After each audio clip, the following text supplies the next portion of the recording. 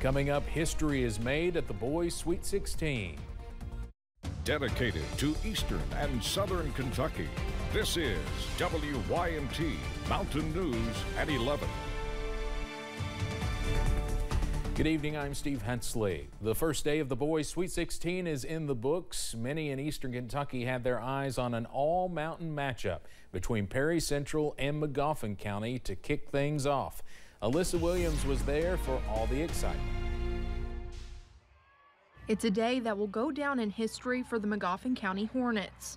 It's been absolutely the best experience we could have ever hoped for. We have never been to the state tournament before. Gina Sammons is the mother of a Magoffin County basketball player. She says she's gotten a front row view to see how hard these boys have worked to get to this year's Sweet 16 tournament. I have seen them grow up so much. The maturity they've shown this season has been amazing. The way the community has come together to support them in every possible way, it's just been incredible.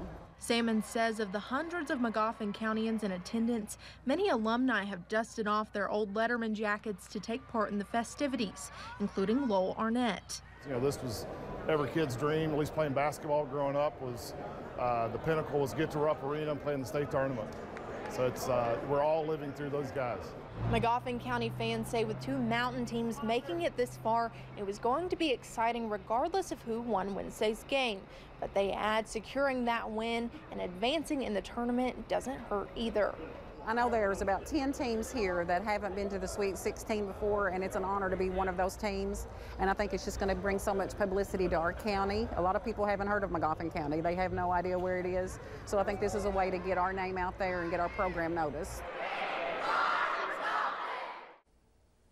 That was Alyssa Williams reporting. Now, Magoffin County will be playing Great Crossing on Friday at 11 a.m. Two great stories will collide. Magoffin County, of course, waited 100 years for this moment. Great Crossing climbed the ladder in just 3 years as a school. We'll have much more from the Sweet 16 a little later in sports. Kentucky has 3 teams on the road to the Final Four in the men's NCAA tournament. That's, of course, Kentucky, Morehead State University, and Western Kentucky University. Kentucky had an open practice at PPG Paints Arena earlier today. That's the home of the Pittsburgh Penguins hockey team. The 3-seeded Cats would like to skate through the South Region bracket, but that's easier said than done. Kentucky will take on the Golden Grizzlies of Oakland tomorrow night. A good number of fans were in the arena today to watch them practice. And again, the action gets underway tomorrow afternoon with Morehead State tipping off at 3:10 in Omaha, Nebraska. You can see that game on True TV. The Cats tip off at 7:10. That's right here on WYMT. WKU will play on Friday. We'll hear from Armando Berry with the Cats in Pittsburgh later in sports. And one last reminder about our NCAA tournament bracket contest, Basketball Mayhem. Scan the QR code there on your screen and submit your bracket for a chance to win an iPad sponsored by Appalachian Wireless, a big screen TV, and a Food City gift card. You can submit your bracket up until 15 minutes before the first game tomorrow. For contest rules and more, go to WYMT.com. We are tracking one more dry evening across the region, but rain chances are set to increase as we go into your Friday, also to kick off this weekend. But until then, some nice weather is on tap. A live look at First Alert Pinpoint Doppler. We are dry as a cold front pushes off to the south. That means some drier and cooler air is set to return. Notice these temperatures down to 43 in Morehead, still sitting in 51 for London, also in Manchester. And that cooler air close to I-64 will continue pushing off to the south as we go into tonight's. So some more cold conditions on the way to wake up on Thursday. Lows in the upper 20s to lower 30s, so some more below freezing weather is on tap. And again, we stay dry overnight under a mainly clear sky, and that dry weather will stick around into tomorrow, but that is not going to last for too much longer as moisture is set to increase by Friday. We are chilly to wake up and walk out the door. Highs on Thursday top out in the middle to lower 50s, and again, those rain chances are back by Friday. Those details in just a few minutes. Steve? Cameron, thank you. Middlesboro police put out an update today involving the death of a toddler last July. Police say after long-awaited test results, they can now say the death of 17-month-old Elena Hembry was caused by non-accidental blunt force trauma. They also say the state police forensic lab found a lack of male DNA in their analysis. The child's mother, Erica Lawson, is charged with murder. Her next court date is in June. A Jackson County couple accused of trying to sell their twin girls says police have the story all wrong. Zachary Davis and Jacqueline Keith are charged with human trafficking. They spoke with us from jail today. Davis says a relative was watching their twins while he and his wife were remodeling their home. He says the part about selling them was a joke. Talked to me a couple days ago and I was joking around. She said, "I'll give you $5 grand for your kids." I said, "Ha, yeah, sure, I'll give you, yeah, sure, you can have my kids for $5 grand." Just playing jokingly around. And hopefully that they see the mess that's going on and we don't end up doing prison time for something that we didn't do. The babies are now with social services. Pedro Tereses, who is charged with assault after a shooting in Wolfe County, appeared virtually in court for a preliminary hearing today.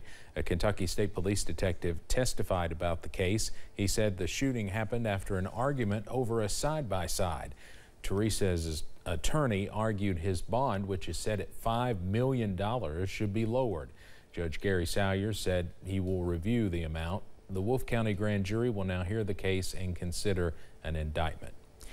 Folks in Hindman filled the Knott County Courthouse to talk to officials with Kentucky Lithium today. This was the 6th public meeting held to give community members a chance to express concerns and ask questions about a new lithium battery plant at the old coal prep plant in the Kite community. Project manager Tarlis Thompson says they are hoping to have a good relationship with the county. And we go back to the work ethic of the community and stuff.